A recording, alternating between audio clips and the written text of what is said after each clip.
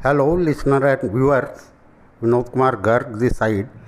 तो जैसा आप मेरी टैगलाइन से देख रहे होंगे, आज हम बात कर रहे हैं कुछ म्यूचुअल फंड कंपनीज़ की। तो अभी आपने कुछ मीडिया रिपोर्ट्स पढ़ी होंगी जहां आपने शायद पढ़ा हो, और अगर नहीं पढ़ा हो तो मैं आपको बता देता हूं। यूटीआई म्यूचुअल फंड जो है अपना आईपीओ लाने जा रहा है। तो बेसिकली ये आईपीओ जो है ऑफ़र फॉर सेल है, और इसके अंदर जो हमारी चार जो पीएसयूज़ हैं वो अपना शेयर बेचेंगी, अपने जो एग्जिस्टिंग शेयर हैं वो बेचेंगी, और टी रो प्राइस, ये एक बाहर का फंड है, ये अपना कुछ स्टेक इसमें बेचेगा। और एस्टिमेटेड ये है कि 850 से 900 रुपये का प्राइस बैंड रहेगा। और अगर 900 का प्राइस बैंड मान के चलें कि कंपनी अपने शेयर 900 रुपये पे आपको या जनरल पब्लिक को अलॉट करेगी, तो 900 रुपये के हिसाब से यूटीआई म्यूचुअल फंड का मार्केट कैप 13,500 करोड़ रुपए बनेगा।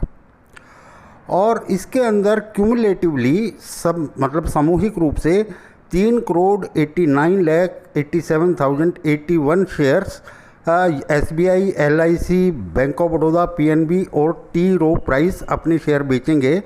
और जो कि पूरी जो इसकी शेयर कैपिटल है पोस्ट ऑफर, उसका 30.75% ये अपने शेयर बेचेंगे।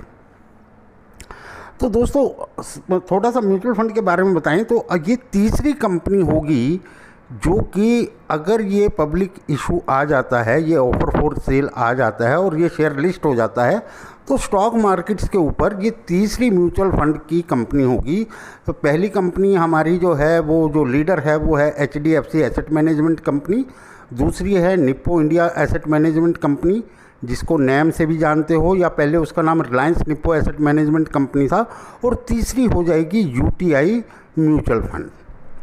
अब दोस्तों सवाल ये है कि ये जो यूटीआई म्यूचुअल फंड आएगा, क्या ये 900 रुपये के भाव पे कुछ एप्रिसिएशन, रूम फॉर एप्रिसिएशन छोड़ेगा या नहीं छोड़ेगा, इस पे भी हम बात करेंगे।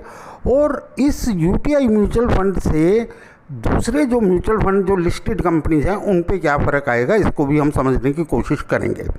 तो सबसे पहले मैं अगर बात करूं तो 900 रुपया एक ठीक ठाक प्राइस है। मैं समझता हूं कि कहीं ना कहीं अगर मार्केट कंडीशन ठीक रहती हैं तो 10 से 15% और इवन 20% का मतलब रूम फॉर एप्रिसिएशन रहेगा, तो डिपेंडिंग अपॉन मार्केट। तो ये तो बात हुई हमारी यूटीआई म्यूचुअल फंड की। मेरा सवाल यूटीआई म्यूचुअल फंड से ज़्यादा ये है कि यूटीआई म्यूचुअल फंड का पब्लिक इशू आने से या लिस्ट होने से क्या जो निप्पो एसेट मैनेजमेंट कंपनी है उसके वैल्यूएशन पे कुछ फ़र्क आएगा?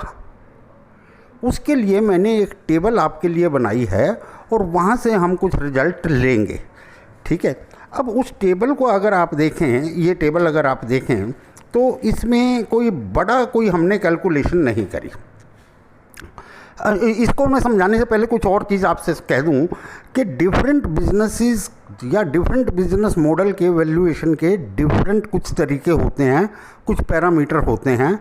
तो ईपीएस, प्राइस अर्निंग, ये सब अपनी जगह इंटैक्ट हैं, उससे मैं मना नहीं कर रहा, लेकिन बिज़नेस को वैल्यूएशन के लिए अलग अलग बिजनेसेस के लिए कुछ स्पेसिफाइड, बिजनेस के लिए कुछ स्पेसिफाइड तरीके होते हैं। तो जो म्यूचुअल फंड जो बिजनेस है उसको वैल्यूएट करने के लिए उनका बेस प्राइस जो है, उनका जो बेस प्राइस नहीं बल्कि उनका बेस जो है वो कितनी एसेट्स को मैनेज कर रहे हैं वो उनका बेस होता है, और उसके सामने वो उनका मार्केट कैप क्या है। तो यहाँ से फिर हम एक रेशो निकालते हैं, मार्केट कैप टू AUM। तो ये जो है एक बड़ा इंडिकेटर रहता है। तो यूजुअली जो है ये एवरेज अगर देखें, वैसे तो अभी एवरेज नहीं बनती, लेकिन 12 अगर 1 लाख रुपया मार्केट कैप है और उसका अगर हम मार्केट कैप अगर देखें तो उसका आना चाहिए 1200 रुपया, या मतलब जो है 12% ऑफ दी AUM, वो जो है एक एवरेज उसका वैल्यूएशन होना चाहिए। तो क्योंकि इसका जो इसका जो यूटीआई का जो क्या बोलते हैं मार्केट कैप टू एयूएम आएगा वो 8.94 बनता है। और अगर हम इसको एवरेज भी अभी आपके सामने आई रही है 11.65 की आ रही है, तो इसलिए मैं कह रहा हूँ कि 900 रुपये के भाव पे भी कहीं ना कहीं रूम फॉर एप्रिसिएशन रहेगा। अब हम इससे ज़्यादा ये देखते हैं कि कई बार क्या होता है लिसनर एंड व्यूअर्स कि एक चीज़ के आने से, एक कंपनी नई आने से दूसरी कंपनीज़ के वैल्यूएशन पे फ़र्क पड़ता है।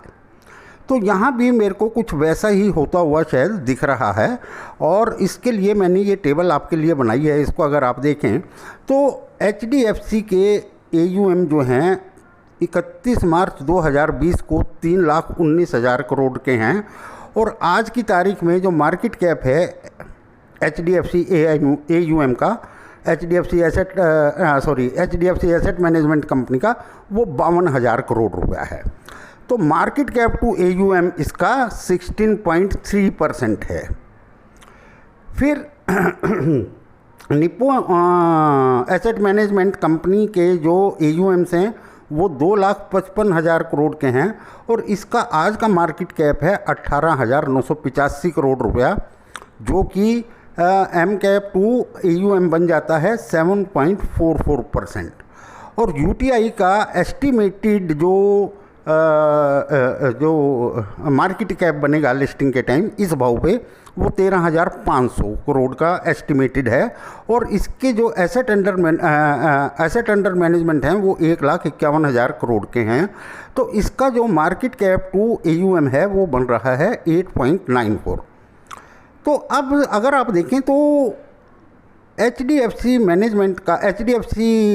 एसेट मैनेजमेंट कंपनी का जो रेशो है वो बहुत हाई है। उस हाई होने के कुछ कारण हैं। एक तो पेरेंटेज का फ़र्क है, क्योंकि HDFC जो है एक बड़ा नाम है, एक सशक्त नाम है, एक मतलब उसके लिए एक अलग मतलब ब्रांड है, तो उसका एक वैल्यूएशन में फ़र्क मिल रहा है। और दूसरा साइज़ जो है इसके अंदर मैटर करता है म्यूचुअल फंड इंडस्ट्री के।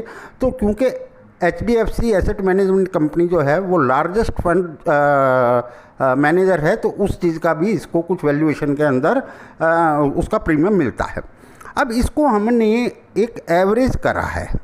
तो एवरेज क्या करा, हमने इन तीनों कंपनियों की एसेट अंडर मैनेजमेंट ले ली हैं और तीनों कंपनियों के मार्केट कैप ले लिए हैं, और वहाँ से हमने AUM market cap divided by AUM करा, तो हमारे पास एक एवरेज रेशो आ गई 11.65 की। तो डेफिनेटली HDFC तो ऊपर रहेगा ही रहेगा एवरेज से, क्योंकि वो लीडर है। अब सवाल आता है निप्पो एसेट मैनेजमेंट कंपनी का, जो कि 7.44 पे चल रहा है। अब अगर निप्पो एसेट मैनेजमेंट की भी बात करें तो उसका भी कोई छोटा ब्रांड नहीं है। निप्पो जापान का एक बहुत बड़ा फंड हाउस है जो कि यहाँ हिंदुस्तान में काम कर रहा है, लेकिन वो 7.5% से भी कम पे चल रहा है। तो यहाँ अगर मैं इसको एवरेज से अगर देखूँ तो ये तकरीबन एवरेज से 36% कम है, जो निप्पो का जो market cap to AUM ratio है।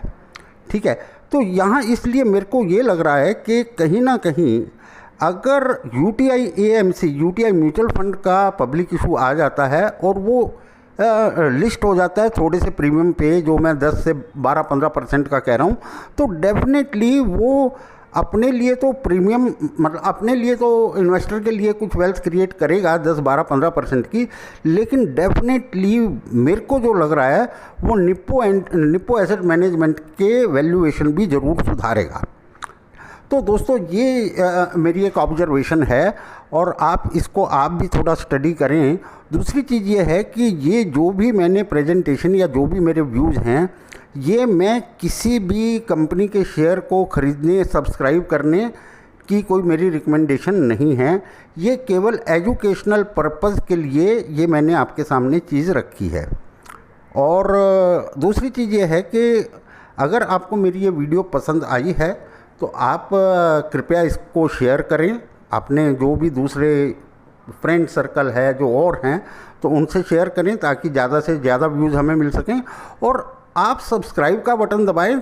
कोशिश करूँगा आगे भी कुछ वीडियोस आपके सामने आती रहें एजुकेशनल पर्पज़ के लिए, ताकि वो आपको इमीडिएटली मिलती रहें। Thank you very much listeners and viewers.